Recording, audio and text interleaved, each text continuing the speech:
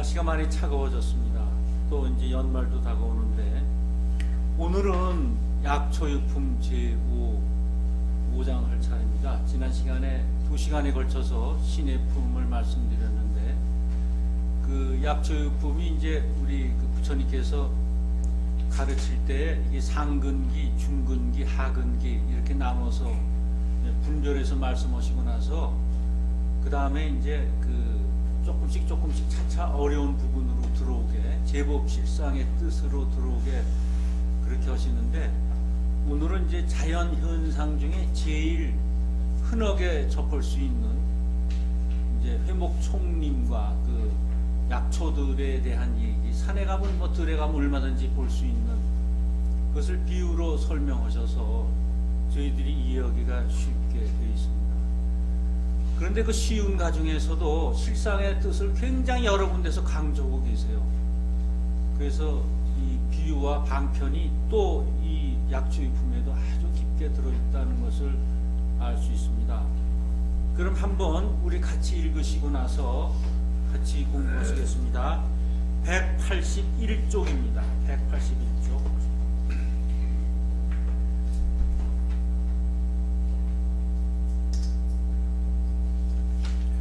읽겠습니다. 묘법 연화경권 제3 약초유품 제5입니다.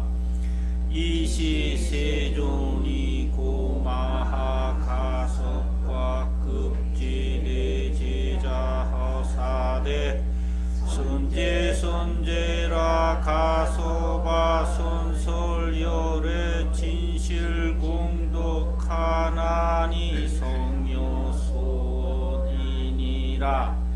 열의 부유 무량 무변 아승지 공덕하나니 여등은 야거 무량 억겁의 설불능진이니라.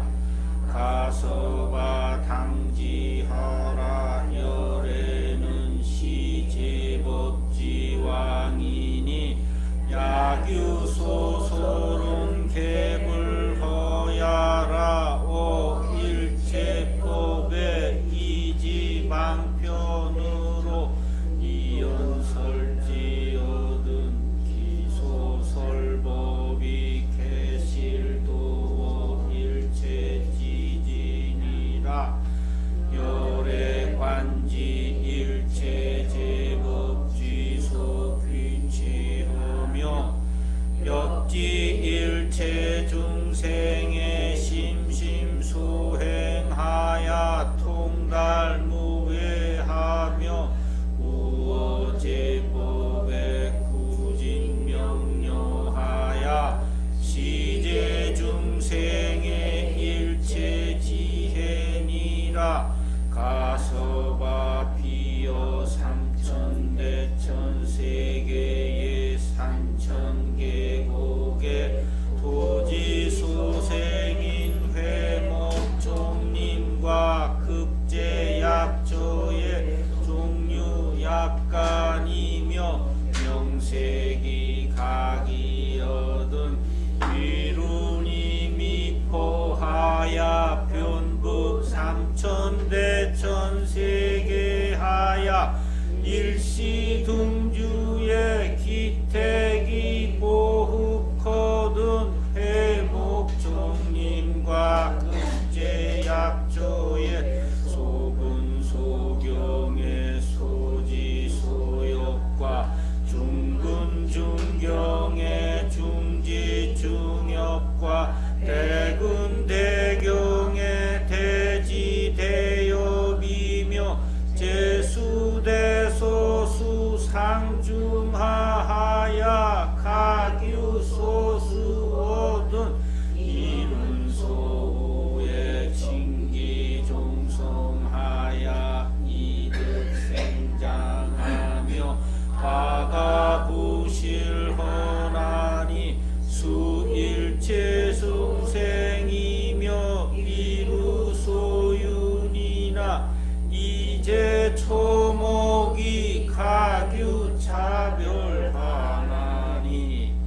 여기까지 읽었습니다. 이게 약초유품이요. 28품 중에 저희는 약초유품 가지고 이제 기도를 올해 3.7일 기도를 시작할 때 보살품 5하고 그 앞에 약초유품을 넣어서 6품을 가지고 기도를 합니다. 그러니까 이제 6품을 처음에 4시간 기도할 때 약초유품부터 쭉 이제 읽어요. 그리고 나머지 시간을 이제 기도를 하는데 이 약초유품 이제 제일 먼저 들어오는데 왜냐 약초유품은요. 그러니까 이게 이제 우리 법화경이 전부 부처님께서 이제 열반하시기 8년 전부터 설하셔가지고 이 안에 이제 비밀법장을 숨겨놨다. 그것을 이제 지혜 방편으로 우리가 찾아서 쓰게 되는 건데 그러려면 기본적인 거가 우리가 뭐 무기가 있어야 돼요. 뭐 그냥 이렇게 맨손으로 찾는 게 아니라 이게 땅을 밭을 가더라도 뭐 쟁기가 있고 삽이 있고 호미가 있어야 되듯이 그것을 약초유품에서 찾는 겁니다. 그러니까 이제 좀 기본적인 무장이 되는 거죠. 기본적으로 무장이 되고 나서 이제 상불경 보살품부터 이제 야광보살, 관세음보살, 묘음보살, 보현보살 이렇게 5 보살품으로 이제 장엄이 되는 겁니다. 그래서 약초품은 굉장히 공부를 많이 시키셨고 여기에 이제 힘이 나옵니다. 약초유품에서. 그리고 여기 있는 문장들이 한문들이 다 어디에서 한번 보신 것 같으세요. 금강경에도 보시고 화엄경에 있고 다 나왔던 말씀들이 이 안에 있습니다. 그래 약초유품은 종기어공헌하니 끝에는 공으로 돌아가느니 해서 공에 대한 사상을 굉장히 이 약초유품에다 넣어놨습니다. 그래서 약초유품은 이제 외우시면 좋은데 그냥 참 그거 좀 힘드실 거예요. 그래도 자꾸 읽으셔서 가락을 한번 만들어 보세요. 가락 만들어 보셔서 그냥 밋밋하게 그냥 이렇게 하는 것보다 가락을 만들어서 하시면 잊어버리시는 것도 좀 덜 잊어버리시고 그 다음에 그 옆에서 기도하실 때 우리 호법신장들이 좋아한다고 그랬습니다. 그래서 이제 약초를 셋으로 나눴습니다. 여기서는 우리 자연현상에 여러 가지 약초들이 있는데 그 약초는 그 종류와 성질이 각각 다르다. 그러듯이 부처님 가르침, 부처님 법, 불법도 다 달라서 우리 중생의 이해 능력에 맞추어서 그 진리를 설하며 그리고 우리들을 모두 성불시켜 주신다는 겁니다. 상근기 제자는 상근기대로, 중근기대로, 하근기는 하근기대로 모두 인연 있는 사람들은 전부 이렇게 성불시켜 주신다는 거예요. 이거를 우리는 대기설법이라고 그럽니다. 대기설법. 그래서 부처님의 설법의 특징이 뭐냐 하면 대기설법이에요. 대기설법. 그걸 하나 외워두시는 게 좋습니다. 그냥 대기설법이다. 그러니까 근기에 대해서 근기에 따라 대기설법. 근기에 따라 근기에 대해서 근기에 따라 대기설법이요. 대자가 이렇게 대기설법. 부처님 설법은 대기설법인데 이 약초유품이 대기설법을 굉장히 잘 표현을 했어요. 이 약초유품 한 장에다가 몽땅 그려 놓으셨습니다. 여기는 상근기 제자들한테도 말씀하실 거, 중근기한테도 그럴 거, 하근기한테도 아주 쉽게 설명해 놨습니다.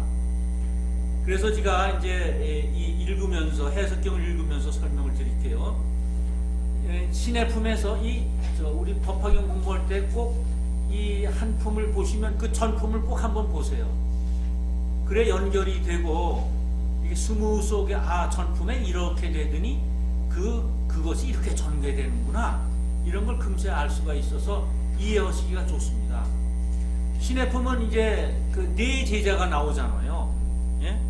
장자, 장로, 수보리, 마하가전년, 마하가서, 마하목본년 이 네 제자들이 이제 부처님께서 그 전 비유품에서 이제 사리부르에게 그 수기 주는 것을 보고 기뻐서 우리도 수기를 받을 수 있겠구나 이러고 기뻐서 환희용약하고 뛰놀았습니다.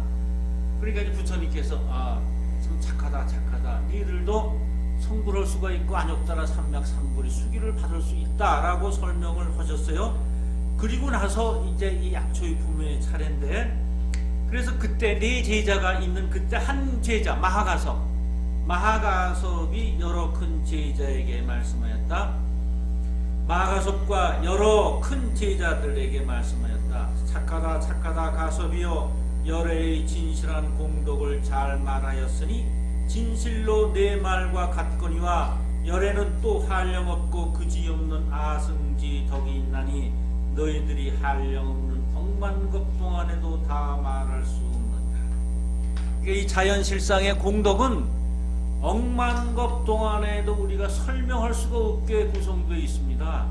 감히 누가 이렇게 누가 진리가 이렇다거나 자연이 이래 이런 건 감히 얘기할 수가 없습니다. 예, 어서 오십시오.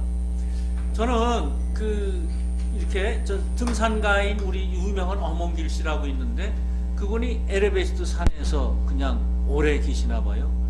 근데 국내 누가 그래도 꽤 이름 있는 분이 가가지고 자기가 그것을 정복했느라 어쩌니까 막 야단치더라고요. 자연을 어떻게 정복하느냐고. 잠시 거기 머물렀다 왔을 뿐이지 그런 말씀 하지 말라고. 그러니까 그 말하는 사람이 멈칫하고 그 말에 정말 이해가 되는 것처럼, 그러면 그게 우리 전 실상의 세계, 부처의 세계의 일부분인데, 그래서 여기서도 그걸 얘기하지 마라. 자연의 실상은 한량없고 그지없는 아승지덕이 있나니 너희들이 한량없는 억만급 동안에도 다 말할 수 없느니라. 이렇게 우선 처음에 말씀하세요. 그러니까 마하가섭도 사실은 일부분만이 이렇게 우리 큰 제자인데, 병을 결집한 그런 큰 제자인데도 이제 부처님께서 그 열의 뜻은 다 알 수가 없다 이렇게 시작을 하시는 거죠. 그래서 이 약초에는 우선 프린트물 2페이지를 봐주십시오. 이게 3초 2목의 비유라 그래서 3초 2목 3가지 풀과 2가지 나무, 약초를 보면 3초 2목의 비유입니다. 이 자연현상을 이제 비유로 들어서 진리를 설하시는 이제 비유의 아주 대표적인 예죠. 그래서 그 3가지 그 풀은 뭘 얘기하느냐면 소약초, 중약초, 대약초 또는 상약초 이렇게 얘기해요. 상약초. 그래서 소약초는 인간계, 천상계를 비유해서 말씀하신 거고, 중약초는 성문이나 연각, 대약초는 보살을 비유해서 말씀하시는 겁니다. 그러니까 이제 일시둥지 불이 이제 비가 쭉 내리잖아요. 그러면 이 소약초, 중약초, 상약초 또는 대약초가 한꺼번에 비를 맞추니 똑같이 받아요. 근데 쓰기는 자기 성질과 근기에 따라서 받고, 그리고 나머지는 이렇게 흘려보내겠죠. 어디 저장해 놓거나. 그래서 우리도 그렇다는 것입니다. 하늘에서 법비가 내려요. 우주에서 법비, 부처님 말씀에 비가 내려요. 그걸 법비 내리면 상근기, 중근기, 하근기가 똑같이 받아요. 그 말씀을 받아서 상근기대로 이해하고 써먹고, 중근기대로, 하근기대로 써먹습니다. 그것은 다 같다는 겁니다. 평등이라는 겁니다. 그럼 평등은 뭐냐면 공을 얘기해요. 공. 텅 빈 거. 근데 그냥 텅 비었으니까 공이다가 아니라 이제 공에 대해서 나중에 종기어공 헌안이 해서 그때 자세히 설명을 드리겠습니다. 그러니까 평등은 뭐냐면 다 같은 걸 얘기하는 게 아니에요. 평등은 누가 10가지 있고 누가 3가지 밖에 있다. 그럼 중간에 한 5쯤 해서 너도 5가지고 너도 5가지라. 이러는 게 평등이 아니라, 평등은 큰 사람은 큰 거대로 갖고, 중간은 중간대로 갖고, 작은 건 작은 대로 자기 알맞게 갖는 게 평등이에요. 깜냥대로 갖는 게 그렇습니다. 깜냥대로 갖는 게 그렇습니다. 그게 평등입니다. 우리 경에서 얘기하는 평등이에요. 약초유품에서 말씀드리는. 그 다음에 두 나무가 있어요. 두 나무. 지금 이제 읽으셨죠? 여기 어디냐면 토지 소생의 회목 성링비를 입하여 중경의 이론 수의 이득선 이루소의 대지 대엽이며 여기 183쪽이요. 소지 소엽과 중근 중경의 중지 중엽과 대근 대경의 대지 대엽이며 제수 대소 큰 나무와 소나무 두 나무가 있어요. 그 이제 풀도 설명하시고 나서 이제 나무를 설명하고 계신데 그 나무가 뭔가 그 나무도 뭐예요? 상중하가 있어요. 또 그 나무에도 작은 나무 소수는 성불할 줄 믿고 많은 중생을 구제하는 것은 작은 나무요. 또 중생을 가르쳐서 위협을 없애고 그 중생들을 구원하는 것은 큰 나무 대수입니다. 그러니까 이건 보살은 마찬가지인데 한 보살, 작은 보살은 뭘 얘기하느냐면 우선 자기가 성불할 줄을 아직 성불은 되지 않았는데 그걸 믿고서 부처님 말씀에 육바라밀을 이제 해가지고 보살이 될 것이다. 난 믿는다. 부처님 말씀대로 하면 믿고서 많은 중생을 구제하는 것이고 큰 나무는 뭐냐? 대수는 이미 보살 행을 다해서 중생을 가르쳐서 중생을 구제하는 보다 더 적극적인 자세를 얘기합니다. 보살로서도 더 적극적인 자세. 이게 이제 작은 나무와 큰 나무의 차이예요. 그러니까 여기서는 이제 약초가 세 가지 약초고 나무가 두 가지 나무가 다 나왔습니다. 빈틈을 1페이지 봐주시면은 약초에는 대중소 차별이 있으나 비가 내리면 함께 번성해서 병을 치료하는 약초가 되는 것과 같이 중생에게도 성문, 연각, 보살의 구별이 있으나 열의 법비를 맞으면 중생의 고통을 없애주는 약초와 같다. 열의 설법은 우주의 진리이다. 그 진리란 그 근본은 단 하나 공성이다. 진리는 공으로 돌아가는 거예요. 종기 어공 하나니. 그래 열의 설법은 비와 같아서 한 모양 한 작용을 한다. 그래서 이제 일상일미에 대한 설명도 조금 했습니다. 그 밑에 보면은 그러나 사람이 타고난 재질과 성품은 제각기 다르다. 사람이 갖고 있는 불성은 완전히 평등인데 진리의 법비를 받아들이는 것은 제각기 다르다. 요게 차별상입니다. 진리, 법비는 하나가 하늘에서 떨어지는데 비가 부처님 말씀은 한 말씀이 나오는데 각기 다 다르거든요. 요게 우선 첫 번째가 차별상이에요. 차별. 부처님 말씀은 우선 차별을 얘기해요. 상중하가 차별 아닙니까? 예. 상중하로 이렇게 나눠져 있다. 이거 차별입니다. 그러나 각각 다르더라도 법비를 맞아 성장하고 꽃을 피우고 열매를 맺는 것은 제 나름대로 모두 같다. 사람은 누구나 제각기 모습을 하고 있는데 그러나 그 속에 있는 본질, 즉 우리가 갖고 있는 불성, 그것은 우주의 대생명과 한 몸이다. 이걸 우리가 알아야 된다는 것입니다. 이걸 뭐예요? 그 두 번째, 평등의 평등이요. 그러니까 첫 번째 부처님께서는 차별의 모양이 있다. 이 세상엔 다 차별이 있다. 그리고 나서 흐르고 있는 것은 마찬가지다 하는 것입니다. 우리 집안에도 애가 뭐 다섯이면 다섯이 다 다르죠. 성격도 다르고 소질도 다르고 다 버릇이 다릅니다. 그걸 인정해야 돼요. 부모님은 이 다르구나. 그렇지만 그 다른 것을 다른 이제 교육 방법을 써야겠죠. 똑같이 하면 안 되겠죠. 그렇지만 흐르고 있는 건 뭐예요? 평등. 내 자식으로서 사랑을 준다든가 어떤 기본적인 마인드는 다 자식이 똑같잖아요. 그래서 중생을 사랑하시는 것은 다 같다는 거예요. 부처님께서. 모양은 다 다르고 성질도 다르고 잘나고 못나고 다 있습니다만 사랑하는 자비의 마음은 다 같다는 것입니다.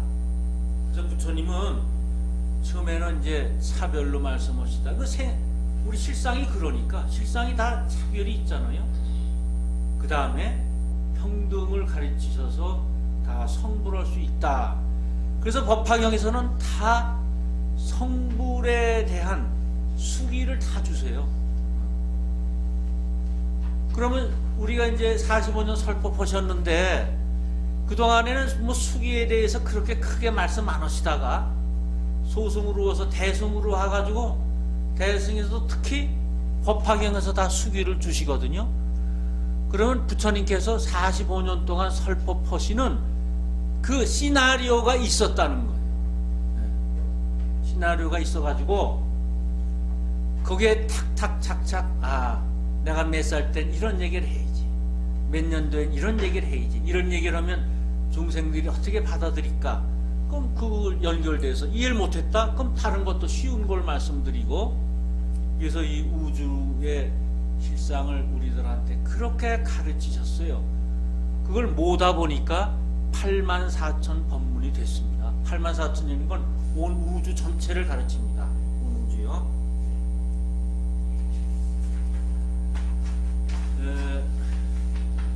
이제 우리는 실상의 얘기가 자꾸 나와서 그런데요.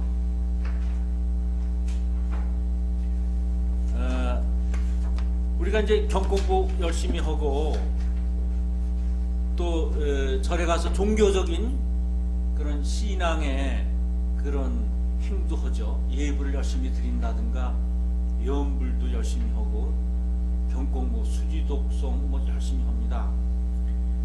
근데 이제 그 이유는 좀 사는 동안도 편안하고 그렇게 큰 고생도 없고, 그 다음에 이제 언제 닥칠지도 모르는 그 죽는 것에 대해서도 조금 이렇게 가볍게 생각해서 너무 억울하게 생각한다거나 그런 것도 없고, 좀 공부 좀 많이 하고 도가 좀 높아가지고 그 누구처럼 가는 것에 대해서 야, 나 일주일에 간다 그러니 준비해라 이렇게 하는 것처럼 할 수 없을까? 그 항상 전 그런 생각이 근래에 더욱이나 그래요. 참 그게 저도 그렇고 그것을 같이 공부하는 게 우리 이 교실에서 이 정말 그 해야 될 일이고, 이 공부를 통해서 우리가 큰 안욕따라 삼맥 삼보리를 얻는 것도 중요하지만 그걸 얻는 게 우선 중요하지 않느냐. 그럼 우리 마음이 편하고 바뀌어져야 됩니다. 지금 어떠냐면 지금 사실 당장 언제 5분 후에 10분 후 내일 모레 닥칠지 모르는데 그 인연이 끝나면 우리는 육신이 흩어지는 거거든요. 그 인연 따라 우리가 지금 이 몸이 형성되어 있는데, 특히나 이 육신을 나라고 생각하면, 이 육신, 우리 몸을 나라고 생각한다. 이게 나다. 그러면 경에서 말씀하시는 불생불멸이라든가 불구부중이라든가 또는 부중불감은 도무지 이해가 안 됩니다. 우리 지금 이제 이렇게 육신이 나다, 그래서 나이기 때문에 자꾸만 고통이 오는 거죠. 뭐 저도 마찬가지입니다. 이 몸 하나 잘 꾸미기 위해서, 편안하고 남보다 좀 잘 꾸미기 위해서 뭐 노력도 오지만 욕심도 자꾸 생기는 겁니다. 그러면 언제까지 나라고 이렇게 하고 있으면 안 되잖아요. 경공부 계속 하는 게 뭡니까? 이 나에서 살피해서 우리 몸이 영원한 생명을 갖고 있는 법신이다, 이런 생각으로 바뀌어야 되거든요. 법신이다, 법신으로 바뀌어야 된단 말입니다. 나는 육신, 내 육신, 이 몸은 뭐예요? 우리가 지수화풍으로 묶여져서 이 인연이 끝나면 다 끝납니다. 그러면 거기에 매달리면 그냥 항상 슬픈 거예요. 억울하고 슬프고, 그리고 불안하고, 조금만 아파도 야, 이거 내가 큰 병이 걸렸나, 부치병이 걸렸나, 이래가지고 불안하고 병원 뛰어가야 되고 가긴 또 겁나고. 그래서 법신으로 향하는 우리 마음을 계속 채찍질해야 돼요. 그러니까 내가 육신을 갖고 있는 건 이건 이제 방편이다. 이 몸은 방편. 왜? 그걸 가기 위해 몸이 있어야 뭘 수련도 하고 도도 닦고 뭐 경공부도 하고 눈이 있어야 경공부도 하고 그러니까 그 일종의 도구고 진짜 나는 법신이다. 이런 생각을 해야 불생불멸이 됩니다. 그러니까 이제 경공부도 열심히 하시고 연불도 하시고 독경 뭐 이런 걸 많이 하셔야겠죠. 왜냐?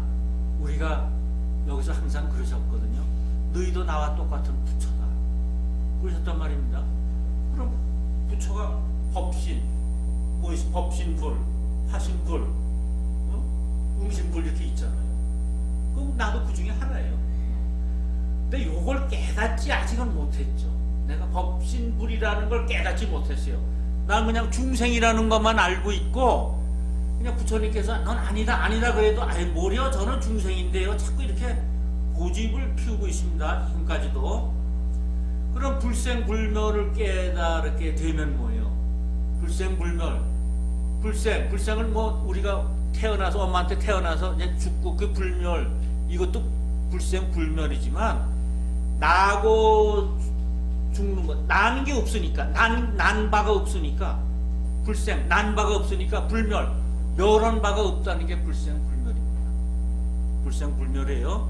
그럼 뭐죠? 이거는 무량수예요. 아미타불이에요. 무량수. 난 바가 없으니까 멸한 바가 없어요. 멸할 것도 없어요.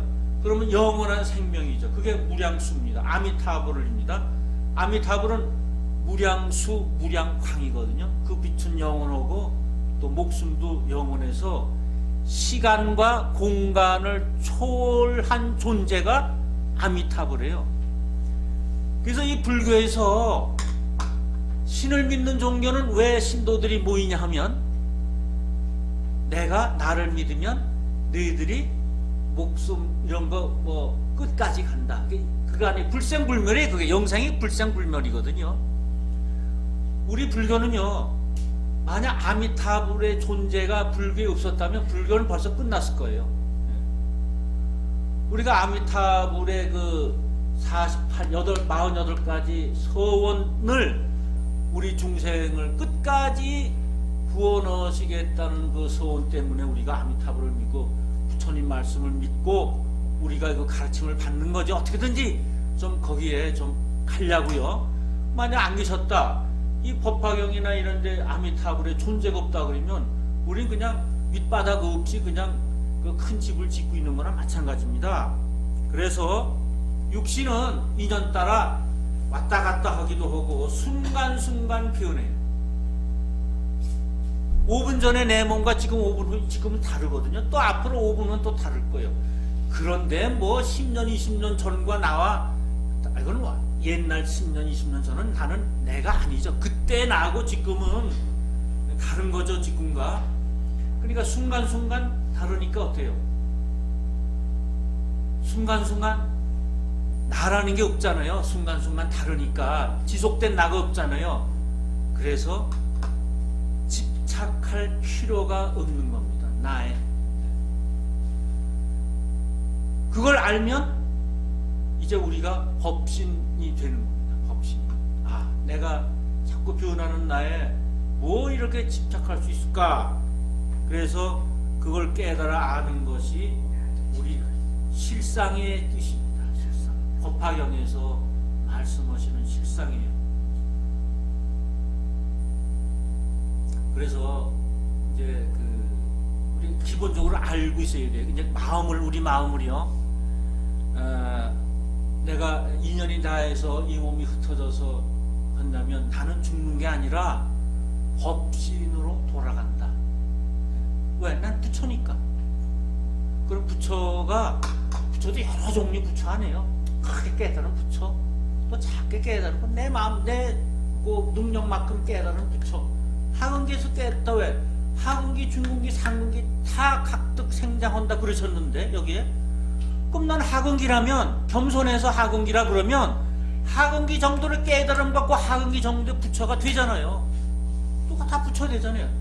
우리 스승님은 큰 부처 했다면 나는 조금 깨달아서 조그만 부처 되면 되지 뭐 다 큰 부처만 뭐 됩니까? 호텔에서 밥 먹어야만 뭐 그게 점심입니까? 찌개 백반 뭐 내 입이 맛있으면 되나? 그러면요. 그러니까 조금 크게 욕심 내지 않으셔도 나는 부처다. 그래 언제고 법신불이다. 그래서 옛날부터 우리가 그랬나 봐요. 뭐 이렇게 돌아가신다. 그런 얘기를 육신에서 법신으로 돌아간다.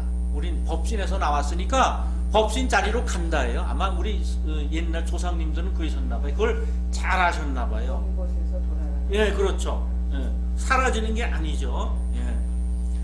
그러면 이렇게 나는 법신으로 돌아간다고 마음먹은 사람하고 그렇지 않고 그냥 나는 이 몸, 육신이 내 몸이다 하고 생각하는 사람하고 사는 자체 삶이 달라요. 삶 자체가 다르죠. 그럼 이렇게 나는 그쪽으로 돌아갈 것이다 하는 사람은 구름에 달 가듯 또는 허공에 구름 싹 지나가듯 그 생이 얼마나 여유롭습니까? 그냥 어디 몸이 조금 아프거나 이래도 나는 그런 거 구애받지 않는다. 겁나거나 쩔쩔매고 그럴 필요가 없죠.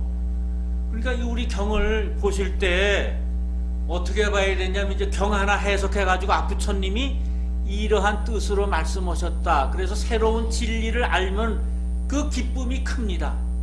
한 걸음 더 나가서 이제는요 한 걸음 더 나가서 이 말씀은 내가 법신으로 가는데 도움이 되는 말씀을 해주시는구나 이렇게 생각하고 경을 좀 보시면은 경에 들어오는 그 필링이 다르실 거예요. 필링이 조급하고 쩔쩔매고 이제 그러는 건 없어지실 겁니다. 그래서 실상의 지혜, 반야의 지혜를 알면 우리 인생이 참으로 여유롭게 됩니다. 참으로 여유롭게 됩니다. 그래서 지금 여기 이 세 가지를 말씀하시면서 그 상중하를 말씀하시면서 이제 식상에 대한 것을 말씀하셨어요. 그래서 말이죠. 말씀하신 것이 다 허망하지. 가섭이여 열에는 모든 법의 왕이심으로 말씀하시는 것이 다 허망하지 아니하니라. 모든 법에 대하여 지혜와 방편으로 말씀하나니 그 말씀하는 법은 모두 온갖 지혜의 경지에 이르느니라. 그래서 부처님 설법은 모두 지혜를 나오게 하는, 지혜를 우리한테 지혜의 경지에 이르게 하는 그러한 가르침이신 겁니다. 프린트물 이제 보시면서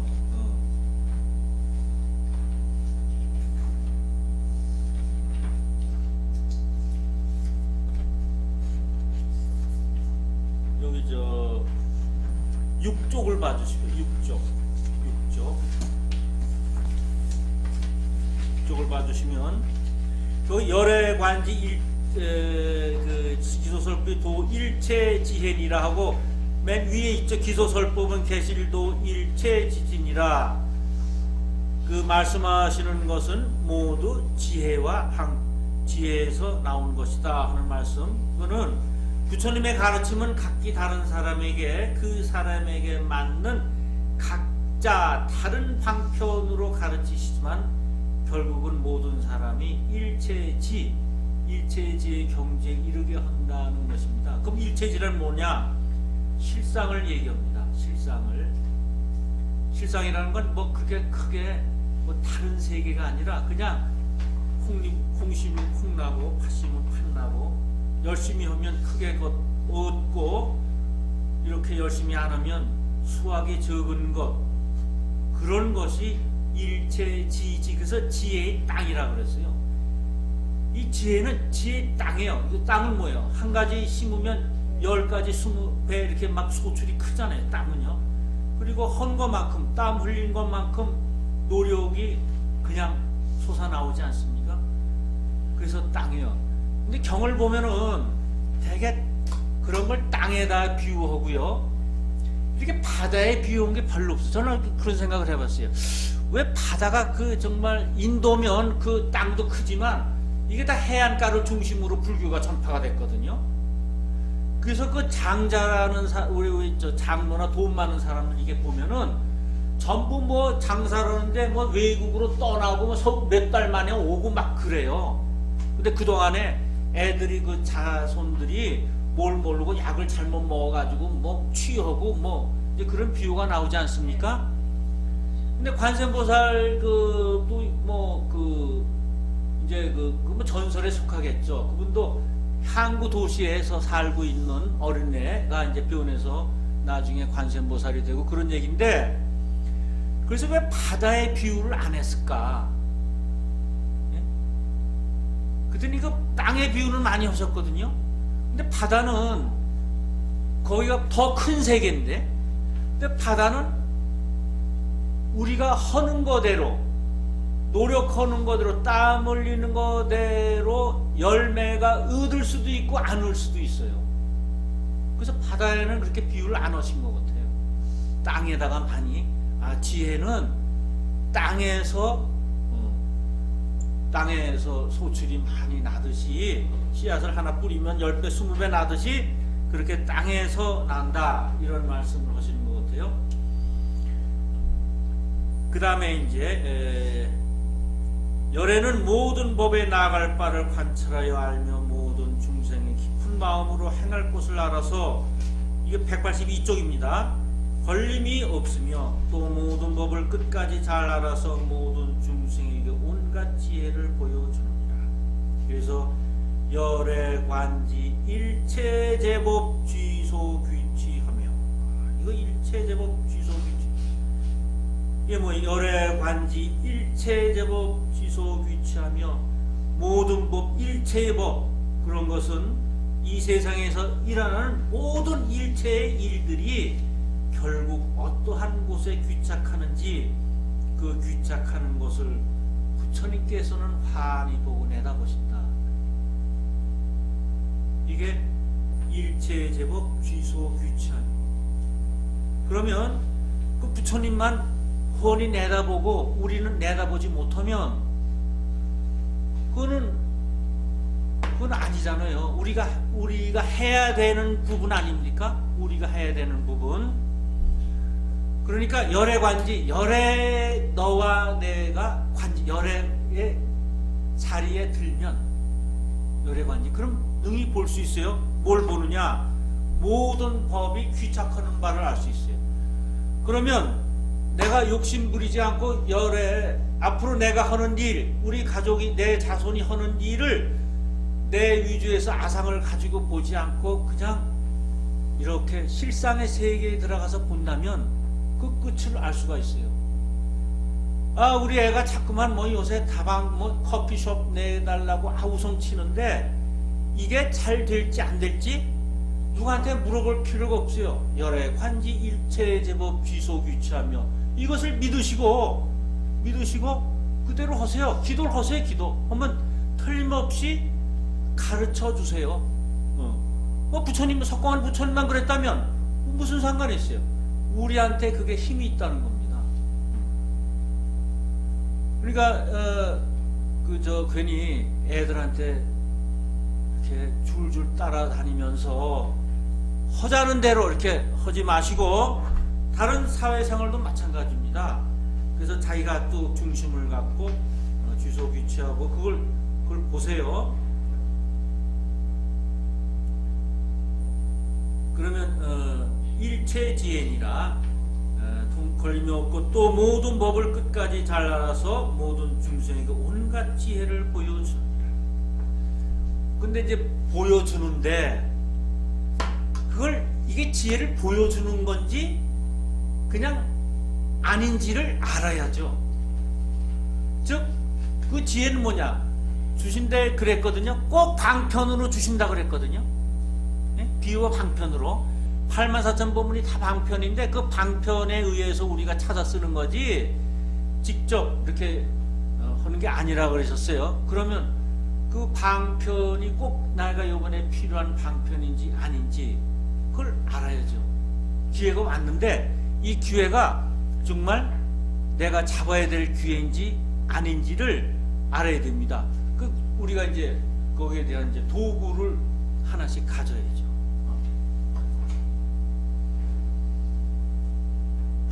그래서 이제 바라기는 그 경은 견대로 있고 이제 경 공부할 때나 내 생활과 이 경을 이렇게 비춰보고 견주어보고 그다음 이제 생활하고 다른 거 할 때는 경은 이제 여기 있는 거 싹 있고 이렇게 되면은 이게 언제 이게 왔는지 몰라요. 기회가 왔다 갔는지.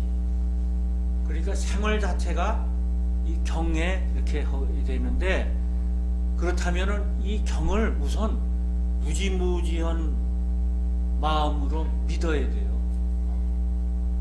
전 요새 와서 가만히 생각하면은 왜 이제 누가 우리 이제 그 어디 뭐 계시다 그러면 이제 연락을 해가지고 뭐 가서 뭐 물어보고 그러잖아요. 이제 적어놨다가 평소에 수첩에 적어놨다가 전 뭐 이러이러했는데요. 어떡합니까? 뭐 꿈 얘기서부터 시작해가지고 뭐 남편이 어른데요. 어떠네요? 그렇게 쭉 이제 물어봅니다. 그러면 그냥 즉각 이렇게 말씀하시는 것도 있지만 좀 중대사 그럴 때는 꼭 경을 피시더라고요. 경을 펴서 이것과 그것을 연결을 시키시더라고. 그러니까 이게 이제 경 28품이 이 안에 어디 저장돼 있는 겁니다. 이 안에 어디 저장돼 있어가지고 이런 경우엔 이런 품에서 이런 귀절, 저런 경우엔 저런 귀절. 그래서 그게 그다음에 말씀을 하세요. 그건 이렇게 해야 된다. 그리고 이제 소위 이제 장엄을 뭐 누가 수술을 받았다, 암 수술을 받았다. 그러면 그거를 성공적으로 하기 위해서 이제 쭉 비상령을 내서 전부 모여라. 그리고 모여가지고 이제 경풀이를 해요. 경풀이를 하면서 이거 해답이 나와야 되는데 정답이 왜 안 나오냐? 그 힌트를 막 주세요. 이거 나와야 이게 장엄이 되는데. 근데 그땐 그 뜻을 몰랐습니다. 근데 보니까 왜 많은 사람, 그래도 법사나 스님들이 많은 사람들이 경을 몰고 머리를 짜내가지고 지혜를 짜내고 막 이 얕은 거라도 그럴 때 실상의 변화가 일어난다는 것을 알았습니다. 그러니까 우리도 경을 무지하게 믿어야 돼요. 그럼 경과 떨어져서는 어떠냐? 그냥 노인이세요, 노인. 뭐 똑같은 노인이에요. 뭐 그런데 이제 일단 이런 세계에 들어가면 다른 분이 되는 거죠. 그래서 처음에 첫 단계가 여기 나오는 말씀을 하나라도 놓치지 말고 무조건 믿는 것부터 시작을 해야 돼요. 그래 힘이 생겨요. 그렇지 않으면 힘이 안 생겨요. 좀 쉬었다 하겠습니다.